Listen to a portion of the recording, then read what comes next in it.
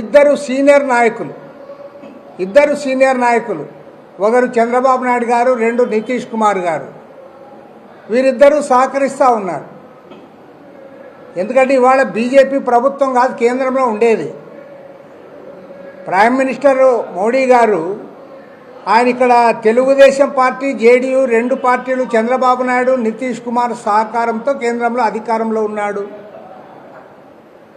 చంద్రబాబు గారు ఇవాళ మాట్లాడుతూ ఉన్నాడు, ఇది విడ్డూరము, ఇది చారిత్రాత్మక బిల్లు అని. నేను చంద్రబాబు నాయుడు గారిని అడుగుతూ ఉన్నా, చంద్రబాబు నాయుడు గారు మీకు ఇది చారిత్రాత్మకమైన బిల్లు అని మీకు ఎప్పుడు అర్థమైంది అని నేను అడుగుతూ ఉన్నా. మరి మీరు ఢిల్లీకి పోయారా? వాళ్ళ బీజేపీ తర్వాత తెలుగుదేశానికి, జేడీయూకే కదా ఆడ స్థానాలు ఉండేది. మీ మద్దతుతోనే కదా గవర్నమెంట్ ఉండేది. మీరు కూడా గవర్నమెంట్లో ఉన్నారు కదా. మరి చంద్రబాబు నాయుడు గారు ఢిల్లీకి ఎందుకు పోలేదో సమాధానం చెప్పమని నేను అడుగుతా ఉన్నా. నువ్వు ఇక్కడ లెటర్ రాశావు కదా అన్ని పార్టీలకి, మరి అక్కడ కూడా ప్రైమ్ మినిస్టర్ గారు అట్లా ఆల్ పార్టీ మీటింగ్ పెట్టచ్చు కదా. మరి నువ్వు కీలక భాగస్వామి అంటున్నావు కదా ఎన్డీఏలో, మరి పోయి నువ్వు అన్ని పార్టీలు కూడా కలవచ్చు కదా. మహిళా బిల్లుకి ఎవరు వ్యతిరేకమో చెప్పమని అడుగుతా ఉన్నా. మీరు ఎవరు వ్యతిరేకం కాదు, అందరు దానికి అనుకూలమే కదా.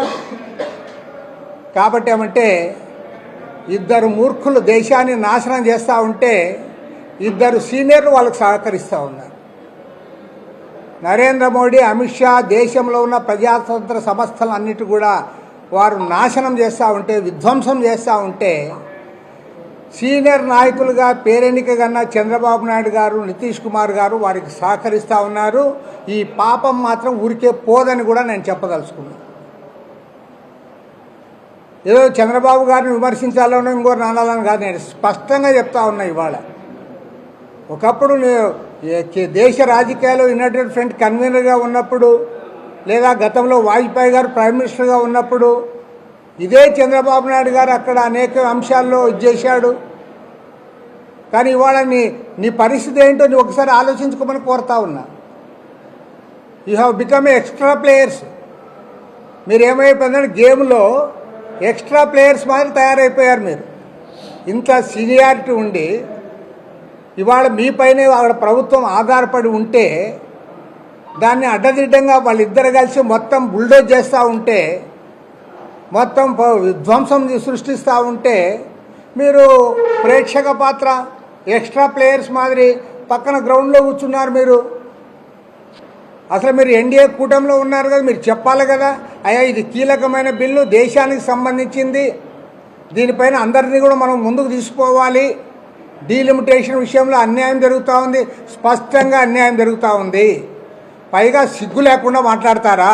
అమిత్ షా అసెంబ్లీలో చెప్పాడు, పార్లమెంట్లో చెప్పాడు కదా అంటారు. మరి పార్లమెంట్లోనే కదా ఆనాడు ప్రధానమంత్రి మన్మోహన్ సింగ్ గారు ఆంధ్రప్రదేశ్ స్పెషల్ కేటగిరీ స్టేటస్ హామీ ఇచ్చింది. మరి అమలు చేశారా? అమలు చేశారా చెప్పమని అడుగుతా ఉన్నా. మీ నోళ్ళు ఏమైనా పడిపోయినాయని అడుగుతా ఉన్నా. స్పెషల్ కేటగిరీ స్టేటస్ ఆనాటి ప్రధానమంత్రి మన్మోహన్ సింగ్ గారు సాక్షాత్తు పెద్దల సభలో, రాజ్యసభలో చెప్పారు. 5 ఏళ్ల పాటు ఇస్తామన్నారు.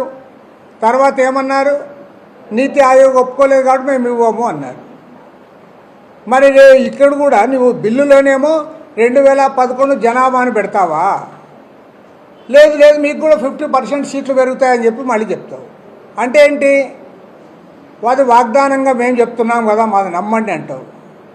రేపు అది కమిషన్ వేస్తారు, డీలిమిటేషన్కి కమిషన్. ఆ కమిషన్ అంగీకరించకపోతే, లేదా కమిషన్ అంగీకరించినా ఎవరైనా కోర్టుకు పోతే, బిల్లులో జనాభా నిష్పత్తి అని ఉంది, 2011 జనాభాను తీసుకోమన్నారని కోర్టుకు పోతే కోర్టులో కూడా పోతుంది.